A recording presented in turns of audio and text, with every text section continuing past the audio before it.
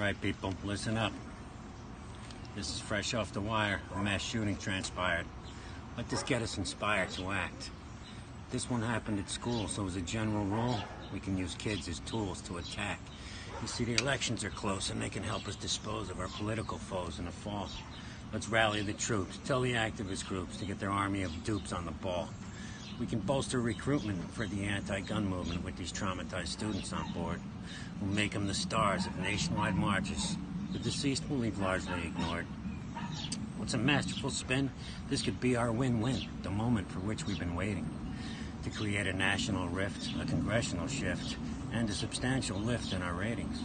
It's not a moment to spare. Get those kids on the air. We will exploit their despair and their pain. Get them in the spotlight and feed them some lines to recite, made to infringe on that right we disdain. Hand the white privileged brats those deceptive gun stats supplied by our Democrat friends. Let them muddy the water so that mental disorders are never blamed for these slaughters again.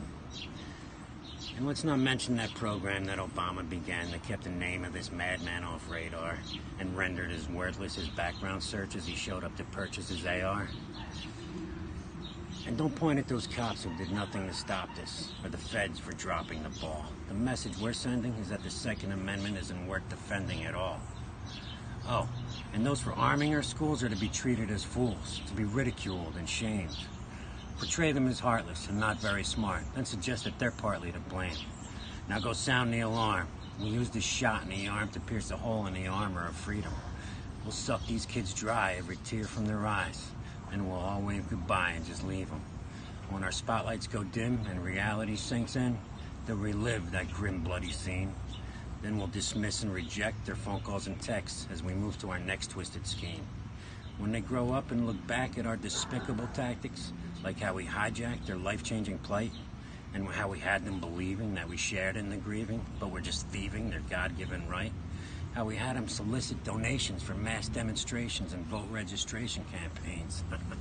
They'll be guilt-ridden wrecks for chasing fame and neglecting to pay homage and respect to the slain. Thank you for watching, and God save America.